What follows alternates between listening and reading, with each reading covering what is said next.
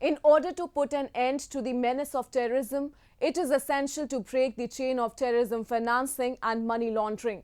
Pakistan, which is considered to be at the epicenter of this terror financing chain, already features in the grey list of Financial Action Task Force, the global terror financing watchdog. The country has been tasked by the FATF to work on its recommendations and take effective measures to curb terrorism financing. Pulling up Islamabad for its lethargic attitude towards these recommendations, the Asia-Pacific group of the FATF has retained the country on its enhanced follow-up list. We bring you the details.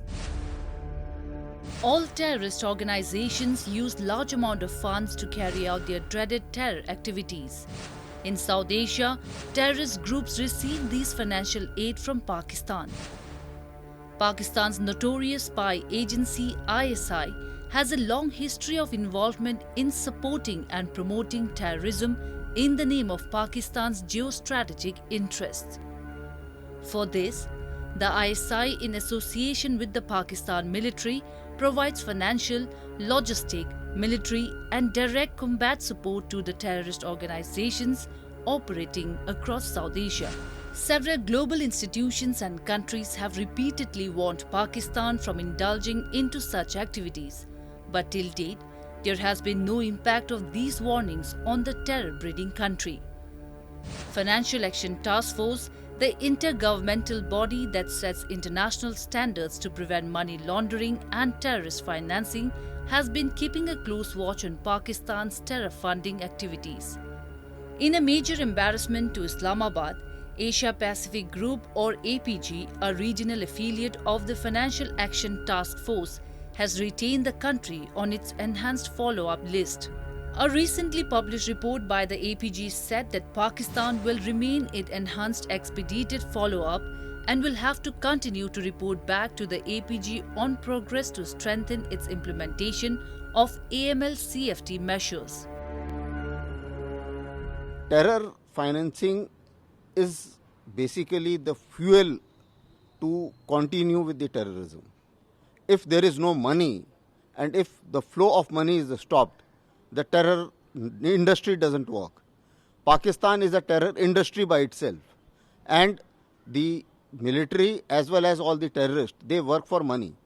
They are not working for any other cause. This enhanced list is basically because Pakistan would have taken up a case that we are compliant on some of the issues which FATF had given. They had given them 40 issues, they had complied only on 9. The 14-page follow-up report from the Asia-Pacific Group noted that Pakistan's progress on the 40 FATF recommendations largely remained unchanged, with the country being non-compliant on 4 counts, partially compliant on 25 counts, and largely compliant on 9 recommendations. While Pakistan published a national risk assessment on money laundering and terrorism financing in 2017, the Mutual Evaluation Report identified gaps in the process of developing and identifying threats, vulnerabilities and risk. The assessment of terrorist financing risk was identified as perfunctory only, said the APG report. In 2018, the American government had cut down $300 million in military aid to Pakistan, increasing pressure on the country to crack down on terrorist groups. It was expected that after this jolt, Pakistan will certainly change its favorable attitude towards terrorism, but the attacks like the ones in Pulwama in 2019 and in Kabul's Gurdwara this year once again brought out the country's demonic reality.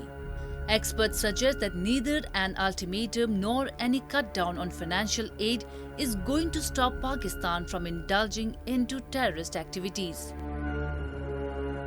There is no incentive for them to perform better as far as terror is concerned. They have used terrorism to their advantage. They have extracted money out of Americans earlier. Now they are extracting money out of Chinese. They have used this potential earlier. They will continue to use this potential. Even against India, they cannot fight a conventional war. So they are very clear on that issue, that this is the only war which they can fight. This is the only thing which they have learned, and this is the only thing which their army can perform. Ahead of every plenary meeting of the FATF, Pakistani administration ensures to hoodwink the world by taking some pseudo-anti-terrorism steps. Lashkar-e-Taiba leader Hafiz Saeed was also put behind bars on 17 July ahead of a critical plenary meeting of FATF in October 2019 as an eyewash to escape the blacklisting by the FATF.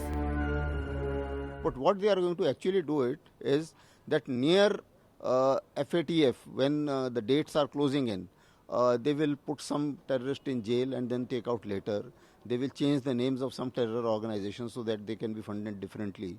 And they will do such tricks to avoid the sword of FATF hanging on their head.